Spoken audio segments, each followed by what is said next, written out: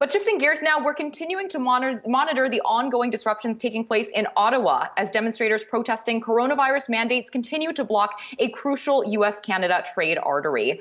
The impact of this to the U.S. auto industry has mounted further, and Yahoo Finance's Rachelle Akuffo is here with the details. Rachelle. That's right, Emily. On Thursday, General Motors joined a growing list of car makers impacted by this closure of the Ambassador Bridge along the U.S. Canada border by these protesting truckers. You have Ford, Chrysler, Stellantis North America, and Toyota already facing issues ranging from part shortages to some halted production as a result of this gridlock that started about 2 weeks ago. Now, the Ambassador Bridge runs along the border with Windsor, Ontario, and Detroit, a key supply route for Detroit's car makers as well as their agricultural products.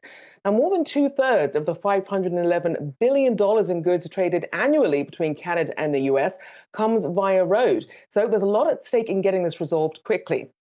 And we'll also have to see how much of the lost revenue from these disruptions ends up getting passed on to consumers in terms of a higher cost of cars. Now, if you'll remember, this so-called Freedom Convoy of truckers began by protesting vaccine mandates, testing, and some of these quarantine requirements for truckers that were entering Canada. But then the protests expanded to other cities and more broadly into COVID restrictions, things like mask mandates and lockdowns. Now, all this is adding pressure to an already stressed supply chain that's been disrupted by COVID. And of course, you have these semiconductor chips, as a lot of automakers waiting for those for their new cars.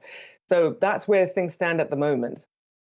And so, Rachelle, do we have a sense of when this situation that is impacting the production ability for auto manufacturers, as you laid out, is going to de-escalate at the end of the day?